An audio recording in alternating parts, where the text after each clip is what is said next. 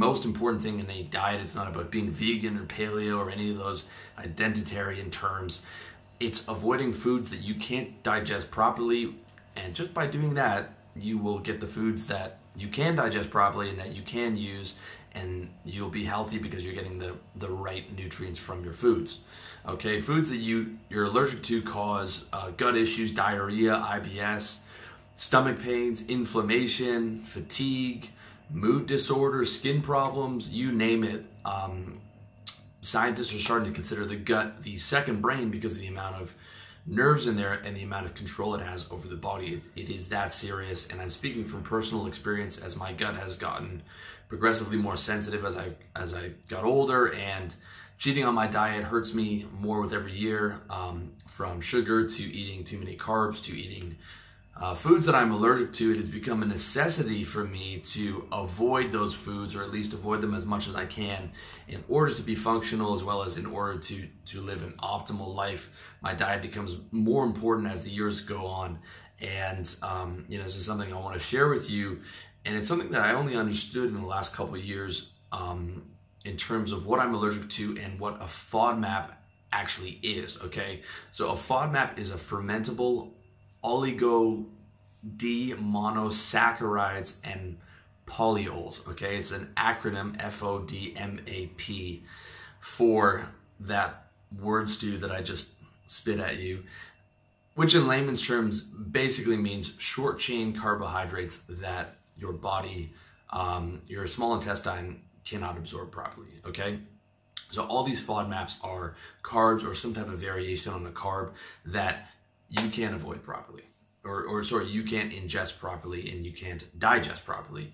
So some common FODMAPs are, and if you're allergic to foods, or if you're having problems with your gut, I would bet money it's going to come from these common FODMAPs. Most fruits, which was a surprise to me, stuff like strawberries and mangoes and apples, some of those actually do hurt my gut. And that was a surprise to me, because I couldn't understand why I'd be having a salad with apple on it or something like that, and I'd have a little bit of gut irritation after. And it actually turns out that most fruits, onions and garlic, that was another one I didn't realize. And again, that's when I started realizing that salad dressing was hurting my gut. I was thinking, okay, I'm having a salad with vegetables and fruits, but it's killing my gut. What's going on? Well, it's because fruits were FODMAPs, as well as onion and garlic in the salad dressing. All right, totally different ballgame when I'm just eating vegetables with balsamic vinegar, which of course is boring, but it definitely was noticeable. Anything with dairy, okay, that's probably my worst one. However, I find cheese a lot easier to eat than milk. Like, I could easier eat pizza than I could a glass of milk. But anything containing lactose or dairy is a problem for me, and it's a problem for something like 30%, like some insane amount of the population, like 35 or 40% of people. Just most people don't realize it. Gluten, again, this is one you hear a lot. That includes bread, cookies, pasta, pastries, and cereals. Okay, people talk a lot about not eating gluten and dairy, but they don't talk about why. And the reason why is it's a FODMAP. It's a type of carbohydrate. We're not evolved to eat most carbohydrates. It's as simple as that. Other ones include nuts. All right, this is why I would have a very difficult time with a vegan diet, because I would have to get most of my protein through cashews, and I love cashews, but I can't digest them, especially if I'm trying to eat them in like even a medium quantity is a problem. Beans is another one. That's why a lot of people have problems with, a burrito or something like that. And finally, the last one, which a lot of paleo guys like to talk about, is coconut. I remember until I realized I had a problem with coconut, I was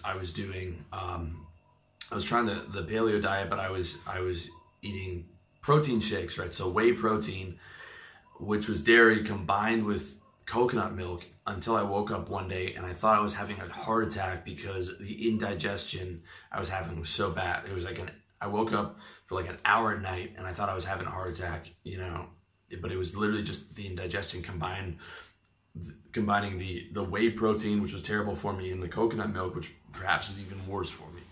So coconut's one to watch out for. And just two quick additions to the non-FODMAP allergens are caffeine and alcohol.